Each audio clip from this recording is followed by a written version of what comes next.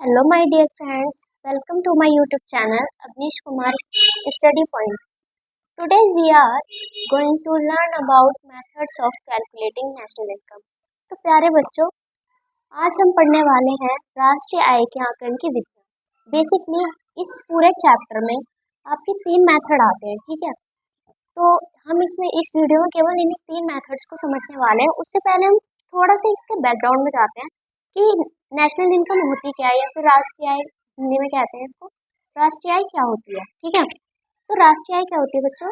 राष्ट्रीय आय एक लेखा वर्ष अवधि के दौरान एक देश के सामान्य निवासियों द्वारा कुल अर्जित आय का कुल जोड़ है। अब देखो, इसमें बोल रहा है कि राष्ट्रीय आय जो होती है ना, वो एक लेखा वर्ष। अब आप सोच रहे होंगे कि एक लेखा वर्ष क्या होता है। तो जो हमारा चालू वर्ष है, ठीक है, चालू वर्ष का 1 अप्रैल, ठीक है, चालू वर्ष का कितना, 1 अप्रैल, चालू वर्ष के 1 अप्रैल से लेके आने वाले वर्ष के यानी कि आगामी वर्ष जिसे हम कहते हैं, उसके 31 मार्च तक क्या रहता है बच्चों हमारा? उसके 31 मार्च तक हमारा एक लेखा वर्ष यानी कि कैलकुलेटिंग ईयर इसको काउंट किया जाता है, ठीक है। तो इसमें कह रहा है कि राष्ट्रीय आय एक लेखा वर्ष अवधि के दौरान, ठीक है, एक देश के सामान्य निवासी, जो सामान्य निवासी क्या होता है? बेसिकली जो उस देश में रहते हैं और उनकी आर्थिक रुचि उसी देश में केंद्रित होती है, ठीक है, कि कारक आय का कुल जोड़ होता है, ठीक है। तो आई होप कि आपको राष्ट्रीय आय की परिभाषा समझ आ गई होगी। अब उसके बाद इसके जो 3 मेथड है, ठीक है, उनको समझने से पहले हम कुछ बेसिक कॉन्सेप्ट्स के बारे में समझ लेते हैं। तो सबसे पहला आता है इसमें NNP-MP। NNP-MP क्या होता है भाई? NNP-MP को हिंदी में कहते हैं बाजार कीमत पर शुद्ध राष्ट्रीय उत्पाद। देखो, शुद्ध राष्ट्रीय उत्पाद बाजार कीमत पर, ये MP जो है वो मार्केट प्राइस, ठीक है। इंग्लिश में कहे तो net national product on market price. ऐसे ये है हमारा NDP-MP, बाजार कीमत पर शुद्ध घरेलू उत्पाद, या फिर इंग्लिश में जिसे कहते हैं net domestic product on market price. तो इसी तरह से ये 8 जो है हमारी कुछ कॉन्सेप्ट्स हैं जो किससे रिलेटेड होते हैं? नेशनल इनकम से। अब देखो, हमें इनकी जरूरत पड़ी क्यों है? हमें इनकी जरूरत इसलिए पड़ती है क्योंकि बच्चों जो हमारे 3 मेथड है ना, उसमें हमसे डायरेक्ट ये नहीं पूछेगा कि केवल राष्ट्रीय आय को ही निकाल कर दिखाओ। उसमें से आपसे ना इन 8 के 8 में से कुछ भी पूछ सकता है वो, ठीक है। इस वजह से हमें ये समझना बहुत जरूरी है। तीसरा क्या है? NNP-FC। FC मतलब यहाँ पे आ जाइए फैक्टर कॉस्ट या फिर कारक लागत। तो कारक लागत पर शुद्ध राष्ट्रीय उत्पाद। ऐसी NDP-FC को क्या बोलेंगे? कारक लागत पर शुद्ध घरेलू उत्पाद। ऐसी अब आते हैं GDP-MP, बाजार कीमत पर शुद्ध घरेलू उत्पाद। इसी तरह से यदि हम देखें तो GDP-FC यानी कि सकल घरेलू उत्पाद, ठीक है, किस पे है ये? फैक्टर कॉस्ट यानी कि कारक लागत पे। तो ये कुछ 8 आपके सामने कॉन्सेप्ट्स हैं जो हमसे निकालने के लिए वो बोलता है। तो सबसे पहले तो हम इनको एक समान कैसे करेंगे, बराबर कैसे करेंगे? देखो बच्चों, जिसको हमें निकालना होता है या फिर जिसका मान हमें निकालना होता है, उसको हम हमेशा किधर लिखते हैं? लेफ्ट साइड लिखते हैं, ठीक है। और जिसकी वैल्यू हमें पता होती है या फिर जिसको ये वैल्यू हमें दे रखी होती है ऑलरेडी, उसको हम राइट साइड लिखते हैं।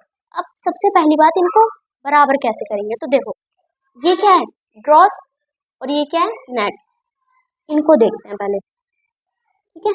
ये फर्स्ट है ग्रॉस और ये है नेट। तो इसमें क्या है? ग्रॉस जो होता है ना बच्चों, ग्रॉस हमेशा बड़ा होता है, ठीक है, और नेट क्या होता है? छोटा होता है। तो अब एक बात देखो, हमें ये क्या है? हमें बड़ा बनाना है ना, यानी कि नेट को क्या बनाना है? बड़ा बनाना है, ग्रॉस बनाना। तो हमें क्या करना पड़ेगा? अगर हम मान लो अगर हमें छोटे को बड़ा बनाना होता है तो उसमें कुछ ना कुछ हमें बढ़ाना पड़ता है ना, थोड़ी क्वांटिटी उसकी बढ़ती है। मतलब हमें इतना तो पता चल गया कि यहाँ पर क्या होगा? यहाँ होगा प्लस, ठीक है। तो अब प्लस होगा क्या? तो इसमें 3 चीजें आती हैं और तीनों पे अलग अलग मदों पे लिखी जाएंगी। पहली जो ये ग्रॉस और नेट वाला कॉन्सेप्ट होता है, यहाँ पे या तो हम डेप्रिसिएशन या फिर मूल्यह्रास को प्लस करेंगे या फिर मूल्यह्रास को माइनस करेंगे। तो हमें पता चल गया यहाँ प्लस होना है, ठीक है, क्योंकि हमें छोटे को क्या बनाना है? बड़ा बनाना है। तो इसलिए यहाँ पे क्या प्लस होगा? यह प्यारे बच्चों हमारा प्लस हो जाएगा डेप, ठीक है। अब दूसरा डी, इधर डी है और इधर क्या है ये एन, यानी कि डोमेस्टिक और नेशनल। अब देखो आप इन दो में कंफ्यूज मत होना, क्योंकि हमेशा पहला जो एन होता है वो नेट होगा, शुद्ध होगा, और दूसरा एन हमेशा नेशनल होगा, राष्ट्रीय होगा, ठीक है। तो ये डोमेस्टिक, ये नेशनल।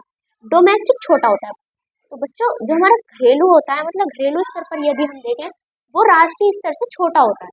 तो हमें पता चल गया, अब हमें क्या करना है, छोटा बनाना है इसको, यानी कि हमारे पास बड़ी चीज है और उसको हमें क्या करना है, छोटा बनाना है। तो अब अगर हमें किसी बड़ी चीज को छोटा बनाना होगा तो हम क्या करेंगे, माइनस कर देंगे। अब माइनस यहाँ पे क्या होगा, यहाँ माइनस होगा बच्चों एन एफ आई ए, या फिर जिसे हिंदी में कहते हैं विदेशों से प्राप्त शुद्ध कारक आय, ठीक है। अब तीसरी चीज, पी दोनों में सेम है, ये हमेशा सेम ही मिलेगा आपको। तीसरी आती है एमपी, जिसे हम मार्केट प्राइस कहते हैं, और इधर ये फैक्टर कॉस्ट, ठीक है। तो प्यारे बच्चों जो एमपी होता है वो हमेशा बड़ा होता है, और फैक्टर कॉस्ट यानी कि कारक लागत हमेशा छोटा होता है। तो अब फिर से हमें क्या करना है, छोटे को बड़ा बनाना है, तो हमें प्लस करना पड़ेगा।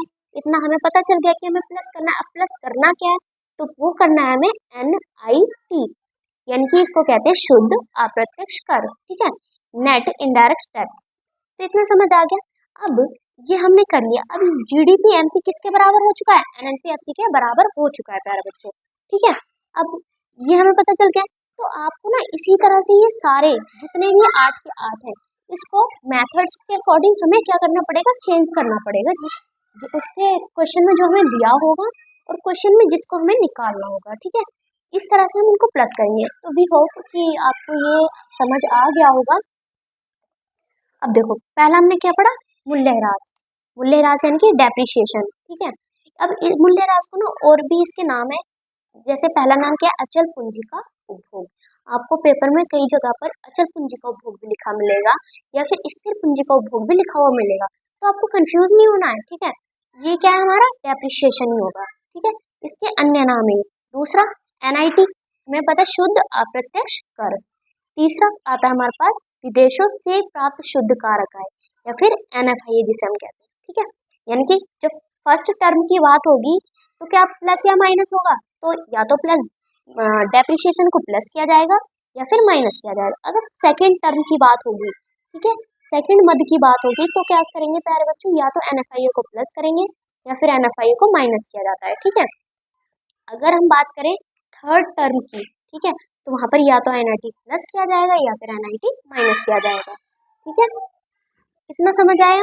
अब देखो कहीं कहीं पर क्या होता है प्यारे बच्चों कि NIT हमें दिया ही नहीं होता, ठीक है, NIT को ही हमें निकालना पड़ जाता है। तो उसको निकालने के पास हमारे एक फॉर्मूला होता है, ठीक है, IT माइनस सब्सिडी, या फिर हिंदी में जिसे हम कहें अप्रत्यक्ष कर माइनस आर्थिक सहायता। यदि हम अप्रत्यक्ष कर में से आर्थिक सहायता को, ठीक है, आर्थिक सहायता जैसे उपदान, अनुदान, ये सब हो जाते हैं चैरिटी, ये, ठीक है, यदि हम इसमें से इसको माइनस कर देंगे तो हमारे पास क्या निकल के आ जाएगा, शुद्ध अप्रत्यक्ष कर निकल के आ जाएगा, ठीक है। ये फॉर्मूला आपके पास बन जाता है। अब प्यारे बच्चों दूसरा आता है हमारे पास, अब देख सकते हैं आता है NFIA, जिसे हमने अभी क्या पढ़ा, NFIA होता है विदेशों से प्राप्त शुद्ध कारक आय, ठीक है। मैंने क्या बोला, विदेशों से प्राप्त शुद्ध कारक आय, ठीक है। अब कहीं कहीं पर कुछ जगहों पर हमें इसका मान भी नहीं दिया होता है, यानी कि अब हमें नेशनल इनकम निकालनी है, उसके मेथड में इसका मान ही नहीं दिया होता है, ठीक है। तो हमें क्या करना पड़ेगा, इसका भी एक छोटा सा फॉर्मूला होता है, फीफा माइनस फीटा। फीफा क्या होता है, विदेशों से प्राप्त कारक आय, ठीक है। यदि हम विदेशों से प्राप्त कारक आय में से, जिसको हम क्या कहते हैं, फीफा कहते हैं, माइनस फीटा, फीटा क्या होता है, विदेशों को प्राप्त कारक आय। यदि हम प्यारे बच्चों विदेशों से प्राप्त कारक आय को विदेशों को प्राप्त कारक आय में माइनस कर देंगे तो हमारे पास क्या निकल के आ जाएगा, NFIA, ठीक है। इतना सी बात क्लियर है। अब देखो कुछ जगहों पर आपको क्वेश्चन में पता क्या मिलेगा, NFIA का मतलब क्या होता है, विदेशों से प्राप्त शुद्ध कारक आय होता है, लेकिन आपको क्वेश्चन में ये लिखा हुआ मिल जाएगा कि विदेशों को प्राप्त शुद्ध कारक है। यहाँ पे ये क्या आ गया, यहाँ पर प्यारे बच्चों हमारे पास आ गया को, और एक होता है विदेशों से। तो ये से और को की वजह से बहुत डिफिकल्टीज आ जाती हैं। अब वो कैसे आएंगे, देखो यदि आपको विदेशों से प्राप्त कारक आय मिली हुई है, ठीक है, विदेशों से प्राप्त शुद्ध कारक आय मिली हुई है, तो आपको जो मान क्वेश्चन में दिया हुआ है ना वही लिख देंगे हम वैल्यू में, ठीक है। लेकिन यदि हमें क्या मिला हुआ है, विदेशों को प्राप्त शुद्ध कारक आय दे रखी है, तो उसमें हमें वैल्यू में जो वैल्यू में क्वेश्चन में दी गई है उसमें चाहे पहले से ही एक माइनस हो, एक माइनस हमें अपनी तरफ से ऐड करना पड़ेगा, ठीक है। फॉर एग्जाम्पल मान लो हमें क्वेश्चन में विदेशों को प्राप्त शुद्ध कारक आय का मान कितना दे रखा है, -50 दे रखा है, ठीक है। तो हम क्या करेंगे, इसमें एक माइनस अपनी तरफ से भी लगा देंगे। क्या करेंगे, एक माइनस अपनी तरफ से लगा देंगे। तो अब जो हमारी विदेशों को प्राप्त शुद्ध कारक आय का मान क्या हो जाएगा, वो मान हो जाएगा 50, क्योंकि माइनस माइनस क्या होता है, प्लस होता है। ये कॉन्सेप्ट है, तो आप इस चीज में कंफ्यूज ना हुए, ठीक है। अब देखो, ये तो हमने कुछ some basic concepts of national income इनकी बात कर ली है, कुछ राष्ट्रीय आय के जो छोटे मोटे समुच्चय होते हैं इनकी बात कर ली है। अब इसके बाद आते हैं हमारे 3 मेथड, ठीक है। अब वो मेथड क्या है बच्चों, उनको देख लेते हैं। फर्स्ट मेथड है हमारे पास मूल्य वृद्धि विधि। देखो, इससे पहले ना एक छोटी सी बात समझो आप, कि एक जो देश है, ठीक है, एक राष्ट्र के अंदर क्या कौन कौन होता है, उपभोक्ता होते हैं, उपभोक्ता होते हैं, ठीक है, और कौन होते हैं, कंज्यूमर्स होते हैं, ठीक है, उत्पादक होते हैं। तो क्या होता है कि एक मनुष्य क्या करता है, या तो क्या करेगा, उपभोग करेगा, यानी कि कंजप्शन करता है, ठीक है। तो कंजप्शन कैसे करेगा, उसकी इनकम जितनी होगी तभी तो वो कंजप्शन करेगा, ठीक है, तभी तो उपभोग करेगा। तो एक मेथड हमारे पास क्या होता है, इनकम मेथड, ठीक है। यदि हम पूरे देश के लोगों की, सामान्य निवासियों की इनकम को जोड़ दें तो हमारे पास क्या आ जाएगा, राष्ट्रीय आय हमारे पास आ जाएगी। अब क्या करते हैं लोग, क्या करते हैं, व्यय करते हैं, एक्सपेंडिचर करते हैं, खर्चा करते हैं। तो अगर हमें नेशनल इनकम निकालनी है तो हम क्या कर सकते हैं, हम उनके खर्चे को भी तो जोड़ सकते हैं, उससे भी हमारे पास नेशनल इनकम आ जाएगी, ठीक है। अब तीसरी चीज, जो हमारे कंज्यूमर्स होते हैं, ठीक है, कौन होते हैं, कंज्यूमर्स होते हैं, उपभोक्ता होते हैं, वो क्या करते हैं, प्रोडक्शन करते हैं, ठीक है, प्रोड्यूसर होते हैं, सॉरी, प्रोड्यूसर जो होते हैं वो क्या करते हैं, प्रोडक्शन करते हैं। अब वो प्रोडक्शन करेंगे तो भाई वो वैल्यू तो बढ़ाते हैं, ऑब्वियसली सी बात है, ठीक है। जब मध्यवर्ती वस्तु को अंतिम वस्तु बनाया जाता है तो क्या करेंगे, उसकी वैल्यू बढ़ाते हैं ना वो। तो यदि हम मूल्य जितनी चीजों की वैल्यू को बढ़ाया जा रहा है, अगर हम उसको जोड़ ले तो भी हम क्या निकाल सकते हैं, नेशनल इनकम निकाल सकते हैं ना, निकाल सकते हैं, ऑब्वियसली सी बात है। तो क्या होगा कि हमारे पास में ये 3 मेथड होते हैं। पहला मूल्य वृद्धि विधि, जिसे इंग्लिश में वैल्यू एडेड मेथड कहते हैं। दूसरा इनकम मेथड, जिसे आय विधि कहते हैं। और तीसरा व्यय विधि, ठीक है, जिसे एक्सपेंडिचर मेथड कहते हैं। तो पहला मेथड जो है, जो हमारी मूल्य वृद्धि विधि होती है, ठीक है, इससे हमेशा हमारे पास क्या निकल के आता है, इससे हमारे पास हमेशा जीडीपी एमपी निकल के आती है। अब जीडीपी एमपी को क्या बोलते हैं, जीडीपी एमपी को कहते हैं बाजार कीमत पर सकल घरेलू उत्पाद, ठीक है। जो हमारा सेकंड मेथड होता है उससे क्या निकल के आता है, एनडीपीएफसी, यानी कि कारक लागत पर शुद्ध घरेलू उत्पाद निकल के आता है। तीसरा मेथड जो है हमारे पास जीडीपीएमपी निकल कर आता है, यानी कि बाजार कीमत पर सकल घरेलू उत्पाद, ठीक है। तो इसमें जो हमारे तीनों मेथड है, उससे जो हमारा फर्स्ट मेथड है और जो हमारा थर्ड मेथड है, उससे हमेशा जीडीपीएमपी निकल कर आता है। और जो सेकंड मेथड है, सेकंड मेथड से हमारे पास एनडीपीएफसी निकल कर आता है, ठीक है। ये बात आपको नहीं भूलनी है, ये बात बहुत इंपॉर्टेंट है, ठीक है। अब देखो, अब हम पढ़ते हैं अपना फर्स्ट मेथड। फर्स्ट मेथड क्या हमारा, मूल्य वृद्धि विधि। अभी मैंने आपको बताया इससे क्या निकल कर आएगा हमारे पास, इससे हमारे पास निकल के आएगा बच्चों जीडीपी एमपी, ठीक है। अब इसके जरा फॉर्मूले को देख लेते हैं। तो फॉर्मूला है इसका, उत्पादन का मूल्य, जितना भी प्रोडक्शन किया जा रहा है, यदि हम उसमें से माइनस कर दें किसको, मध्यवर्ती लागतों को, जितनी जो एक प्रोड्यूसर है वो अपनी लागतें जितनी लगा रहा है, तो उससे क्या होगा, हमारे पास मूल्य वृद्धि विधि से जीडीपीएमपी निकल कर आ जाएगा प्यारे बच्चों, ठीक है। ये हमारे पास फॉर्मूला है, ये केवल फॉर्मूला है, ठीक है, इतना फॉर्मूला है, इसके अंदर भी फॉर्मूले हैं, ठीक है। अब मान लो कुछ जगहों पर ना आपको उत्पादन का मूल्य की मान ही नहीं दिया होता, तो इसको कैसे निकालेंगे हम, वो देखते हैं। तो उत्पादन का मूल्य निकालने के पास हमारे पास एक छोटा सा फॉर्मूला होता है, वो क्या है, बिक्री प्लस स्टॉक में परिवर्तन। अब देखो, प्रोड्यूसर जो है वो प्रोडक्शन करेगा, ठीक है। तो अब प्रोडक्शन करेगा, अगर उसको ये देखना है कि उसने एक लेखा वर्ष, एक काउंटिंग ईयर में कितना प्रोडक्शन किया है, तो वो क्या करेगा, या तो वो अपनी बिक्री को जोड़ दे, बिक्री में क्या जोड़ दे, स्टॉक में जितने भी चेंजेस आए, ठीक है, यानी कि उसके पास बिना बिका हुआ माल, ठीक है, या फिर उसके पास स्टॉक कितना बचा हुआ उसको जोड़ दे, और वो जितना उसने बेच दिया है उसको जोड़ दे, तो वो क्या निकाल सकता है, उत्पादन का मूल्य निकाल सकता है ना। तो क्या करेंगे, अगर हमें उत्पादन का मूल्य निकालना है तो उसमें क्या जोड़ना पड़ेगा हमें, बिक्री में यदि हम स्टॉक में परिवर्तन जोड़ दें तो हम क्या निकाल सकते हैं, उत्पादन का मूल्य निकाल सकते हैं। अब कुछ जगहों पर हमें बिक्री का मान भी नहीं दिया होता है, ठीक है, बिक्री की वैल्यू भी नहीं दिया होता, तो बिक्री कैसे निकालते हैं, बिक्री निकालने का हमारे पास छोटा सा फॉर्मूला है बच्चों, उत्पादन की प्रति इकाई यानी कि जितनी भी यूनिट्स की गई है, मतलब प्रोडक्ट जितना भी बनाया गया है, जितना भी प्रोडक्शन किया गया है, उसकी अगर हम कीमत से मल्टीप्लाई कर दें तो हमारे पास क्या आ जाएगा, बिक्री निकल कर आ जाएगी, ठीक है। अब उसके बाद दूसरा क्या है, कुछ जगहों पर हमारे पास स्टॉक में परिवर्तन भी नहीं दिया हुआ होता है, तो स्टॉक में परिवर्तन कैसे निकालते हैं, यदि हम अंतिम स्टॉक में से प्रारंभिक स्टॉक को माइनस कर दें, ठीक है, तो हमारे पास क्या आ जाएगा, स्टॉक में परिवर्तन निकल कर आ जाएगा, ठीक है। इतनी की चीज क्लियर है। तो ये एक छोटा सा चिंटू सा फॉर्मूला हमारे पास क्या बन जाता है, फर्स्ट मेथड का फॉर्मूला बन जाता है बच्चों, ठीक है, देखना कितना चिंटू सा है ना। अब एक क्वेश्चन करके देखते हैं, उसके बाद आपको और अच्छे से क्लियर होगा। तो देखो एस और ये डेल्टा, ये जो ट्राइंगल होता है ना, ये डेल्टा यानी कि चेंजेस को दर्शाता है, ठीक है। तो यहाँ पे हमें दे रखा है स्टॉक में परिवर्तन मिला हुआ है, बिक्री मिली हुई है, और हमें मध्यवर्ती उपभोग। अब आप एक चीज देखकर और कंफ्यूज हो गए होंगे कि अरे यहाँ पे तो हमें लागतें बताया गया था, यहाँ तो उपभोग लिखा हुआ मिल गया। तो प्यारे बच्चों, आपको कंफ्यूज होने की जरूरत नहीं है, कुछ जगहों पर ये लागतें भी लिखा हुआ आता है और इसको उपभोग भी कहते हैं, ठीक है। अब हमें निकालना क्या है, एनएनपी एमपी निकालना है।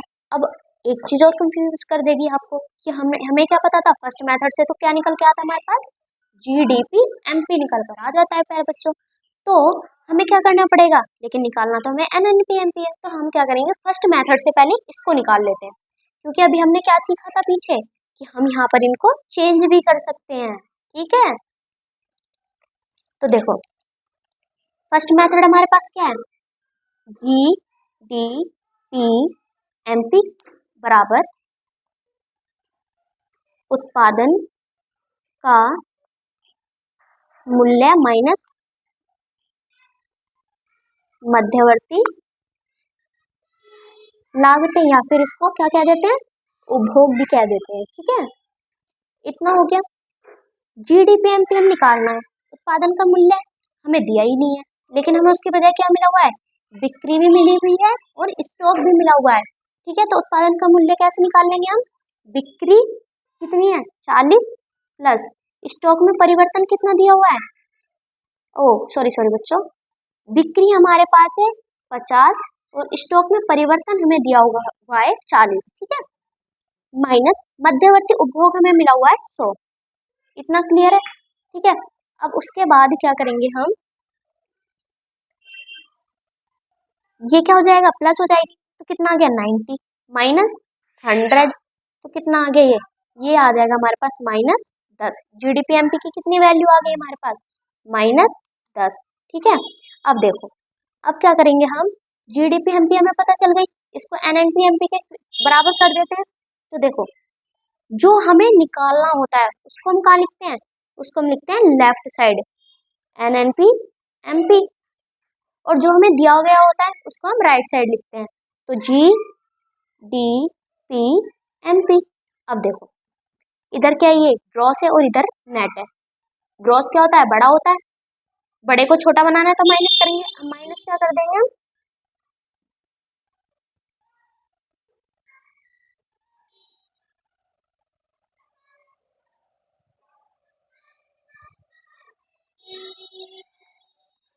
ठीक है। अब दूसरा क्या है, ये डोमेस्टिक है और ये नेशनल है, तो प्लस NFIA कर देंगे। इतना क्लियर है। अब तीसरी टर्म क्या है हमारी, सेम सेम है, तो हमें इतना ही छोड़ देना है, ठीक है। एनएनपी एमपी निकालना है, जीडीपी एमपी कितना आया हमारे पास, -10 आया है, माइनस डेप कितना है, डेप्रिसिएशन दे रखा है प्यारे बच्चों में 20, ठीक है, प्लस NFIA कितना दे रखा है, वो भी 20 दे रखा है। तो देखो माइनस माइनस क्या हो जाएगा, प्लस हो जाएगा, तो ये -30 बन जाएगा, ठीक है, प्लस 20, तो ये कितना आ गया, माइनस प्लस क्या होता है, माइनस होता है, तो यहाँ पे हमारे पास आ जाएगा -10। अब वो कैसे, देखो माइनस प्लस माइनस हुआ, लेकिन बड़ी डिजिट के सामने कौन सा साइन है, माइनस का, तो हमारे पास N N P M P की वैल्यू क्या आ गई प्यारे बच्चों, 10 आ गई, वो भी माइनस की। ठीक है, अब ये हो जाता है हमारा फर्स्ट मेथड कंप्लीट। ठीक है, आप देख सकते हैं ये हमारे पास नेशनल इनकम की डेफिनेशन है, और ये हमारे पास कुछ उसके समुच्चय हैं जिनको हम चेंज करते हैं। ठीक है, यहाँ से आपके पास ये आपका फर्स्ट मेथड का फॉर्मूला बन जाता है ये। ठीक है, ये हो गया। अब हम करेंगे सेकेंड मेथड। ठीक है, अब देखो सेकेंड मेथड भी बहुत इजी है। ठीक है, सेकेंड मेथड कौन सा है हमारे पास, इनकम मेथड। ठीक है, या फिर आई विधि जिसे हम कह देते हैं। हमने अभी पीछे क्या पढ़ा कि इनकम मेथड से क्या निकल के आता है, हमेशा एनडीपी एफसी निकल कर आ जाता है। फॉर्मूला देख लेते हैं, एनडीपी एफसी निकलेगा ये हमें पता है, इसमें इनकम मेथड है, तो भाई देखो इतनी चीज तो हमें क्लियर है कि इसमें किसको जोड़ा जाएगा, इनकम को जोड़ा जाएगा। ठीक है, यानी कि हमें प्रोड्यूसर जो है उसकी इनकम कितनी हो रही है, श्रमिकों जो श्रमिक है जो प्रोडक्शन में हेल्प करवा रहे हैं, ठीक है, उनकी इनकम कितनी कितनी हो रही है। ठीक है, तो ये सब जोड़ा जाएगा। तो सबसे पहले क्या जुड़ेगा इसमें, कर्मचारियों का पारिश्रमिक। ठीक है, जितने भी कर्मचारी हैं वो जो अपनी सेवाएं दे रहे हैं उनको जोड़ा जाएगा, प्लस प्रचालन अधिशेष प्लस मिश्रित आय। ठीक है, ये हमारे पास फॉर्मूला बन जाता है। अब फर्स्ट मेथड की तरह ना इसमें भी कभी कभी आपको कर्मचारियों को पारिश्रमिक दिया ही नहीं होता है। ठीक है, तो उसको हम कैसे निकालते हैं, उसको निकालते हैं मजदूरी तथा वेतन को में क्या जोड़ देंगे, किस्म के रूप में भुगतान को जोड़ देंगे। ठीक है, जो किस्म के रूप में, किस्तों से आप इसे समझ सकते हैं, जो किस्म के रूप में भुगतान किए जाते हैं, ठीक है, उसको जोड़ देंगे। और नियोजकों द्वारा जो योगदान किया जाता है सामाजिक सुरक्षा में, उसको यदि हम जोड़ दें तो हमें क्या मिल जाएगा, कर्मचारियों का पारिश्रमिक मिल जाएगा। ठीक है, अब दूसरा है प्रचालन अधिशेष। ठीक है, प्रचालन अधिशेष में क्या होता है, ये भी कभी कभी इसका मान भी हमें नहीं दिया होता है। ठीक है, तो हम क्या करेंगे, इसमें भी कुछ चीजें को जोड़कर हम प्रचालन अधिशेष निकाल लेंगे, यानी कि इसका भी एक फॉर्मूला होता है। प्रचालन अधिशेष में क्या क्या जुड़ा हुआ होता है, लगान, किराया, रॉयल्टी, ब्याज और लाभ। ठीक है, ये अगर लगान, किराया, रॉयल्टी, ब्याज और लाभ को हम जोड़ देते हैं तो हमारे पास क्या निकल कर आ जाएगा, प्रचालन अधिशेष निकल कर आ जाएगा। अब क्या होता है कुछ जगहों पर, ठीक है, क्वेश्चन में कभी कभी आपको क्या होता है, लाभ भी नहीं दिया होता। ठीक है, तो हम क्या करेंगे, लाभ को निकालने के लिए भी हम 3 तरह के लाभों को प्लस करेंगे तो हमें लाभ मिल जाएगा। ठीक है, पहला लाभांश, निगम लाभ कर और अविकृत लाभ। ठीक है, यदि हम इन तीनों को जोड़ दें तो हमारे पास क्या आ जाएगा, लाभ आ जाएगा, और लाभ में ये सारी चीजें जोड़कर हम इस तक पहुंच जाएंगे। ठीक है, तो इतनी चीजें क्लियर है। ये एक चिंटू सा फॉर्मूला एक और आपके पास बन जाता है। ठीक है, इसको हम कह देते हैं इनकम मेथड। ठीक है, समझ आया। अब देखो, अभी आपको ये हार्ड लग रहे होंगे, पर जब आप इसको 2-3 बार पढ़ेंगे और बार बार इन क्वेश्चंस की प्रैक्टिस करेंगे तो काफी इजी लगने लग जाएंगे। ठीक है, ये हमारे पास सेकंड मेथड भी हो गया। अब आते हैं थर्ड मेथड पे। देखो मैं आपको बताऊं कि जो हमें डिफिकल्टीज हमारे सामने आती है, प्रॉब्लम्स आती है, वो थर्ड मेथड में ही आती हैं। और थर्ड मेथड में भी केवल ना जब हम क्या निकालते हैं, इन्वेस्टमेंट निकालते हैं, तब आती है। ठीक है, बाकी हमारा जो फर्स्ट मेथड है और सेकंड मेथड है वो बहुत काफी इजी है, आप प्रैक्टिस करेंगे तो आपको जरूर आता है। तो जो हमारा थर्ड मेथड है उसको देख लेते हैं, जिसमें हम क्या करते हैं, हर तरह के जितना भी एक्सपेंडिचर किया जा रहा है एक इकोनॉमी में, ठीक है, इकोनॉमी में, तो उसको जोड़ दे तो हमारे पास क्या हो जाएगा, नेशनल इनकम सामने आ जाएगी, नेशनल इनकम निकल जाएगी।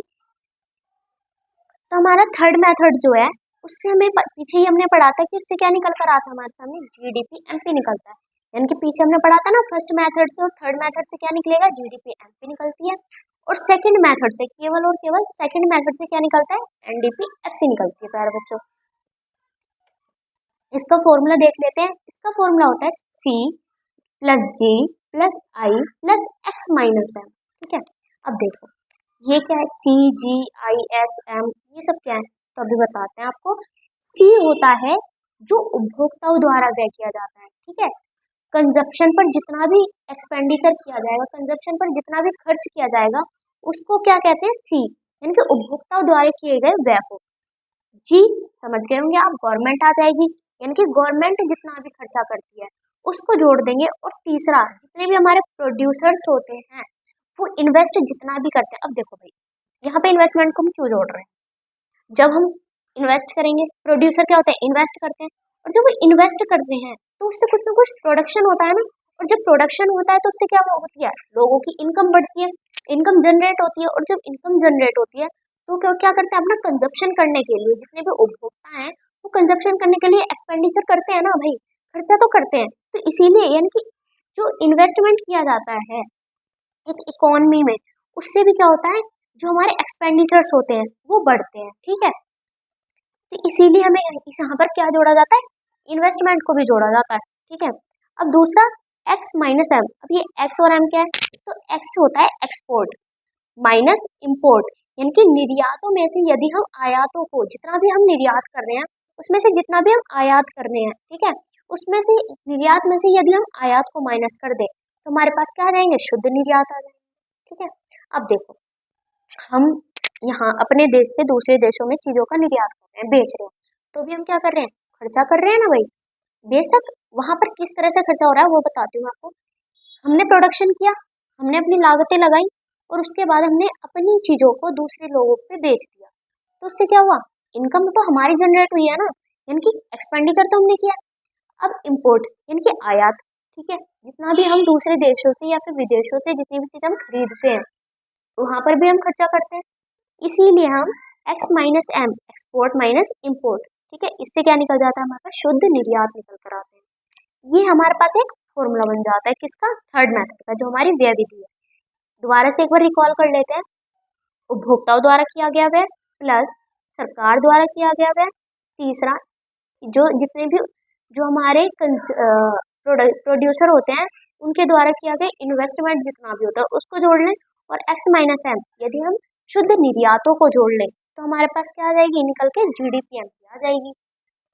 अब देखो, यहाँ पर ना आपको क्वेश्चन में ये भी मिल जाएगा, ये ये भी मिल जाएगा, और ये भी मिल जाएगा, लेकिन प्रॉब्लम जहाँ क्रिएट होती है वो होती है इसमें, आई मीन इन्वेस्टमेंट में। अब देखो, इन्वेस्टमेंट में कैसे होती है भाई, इन्वेस्टमेंट में ना इसको हिंदी में कहते हैं सकल घरेलू पूंजी निर्माण। ठीक है, सकल घरेलू पूंजी निर्माण आ जाएगा। अब इसको देखो, अगर हमें इन्वेस्टमेंट निकालना है तो हम कैसे निकालेंगे, क्वेश्चन में आपको इन्वेस्टमेंट नहीं दिया है तो उसके बदले में क्या दिया होगा, ये दिया होगा, ये दिया होगा, ठीक है, ये भी दिया होगा। ठीक है, तो देखो, यदि हम सकल घरेलू स्थायी पूंजी निर्माण में, सकल घरेलू स्थायी पूंजी निर्माण में यदि हम स्टॉक में परिवर्तन को जोड़ देते हैं तो हमारे पास क्या निकल के आ जाएगा, तो बच्चों इन्वेस्टमेंट निकल कर आ जाएगा। ठीक है, अब देखो क्वेश्चन में ना कभी कभी क्या होता है, ये क्या होता है कि ये भी दिया होता है लेकिन ये नहीं दिया होता है। ठीक है, अब हम कैसे पूछे, देखो अगर हमें सकल घरेलू स्थायी पूंजी निर्माण निकालना है तो हम उसमें क्या करेंगे, निवल घरेलू स्थायी पूंजी निर्माण। अब निवल, निवल की बजाय आपको यहाँ पे शुद्ध भी लिखा हुआ मिल सकता है, तो कंफ्यूज मत होइएगा। तो निवल घरेलू स्थायी पूंजी निर्माण में अगर हम स्टॉक में परिवर्तन को जोड़ देते हैं तो हम कहाँ पहुंच जाएंगे, इस तक पहुंच जाएंगे। और फिर से अगर उसमें स्टॉक में परिवर्तन जोड़ दें तो हम कहाँ पहुंच जाएंगे, यहाँ तक पहुंच सकते हैं, है ना, इतना क्लियर है। अब ये तो होता है बहुत बड़ा मेथड इन्वेस्टमेंट तक पहुंचने का, लेकिन कुछ जगहों पर आपको डायरेक्ट में ये दे दिया होता है, क्या मिला होता है, निवल घरेलू पूंजी निर्माण, लेकिन आई क्या होता है, सकल घरेलू पूंजी निर्माण होता है।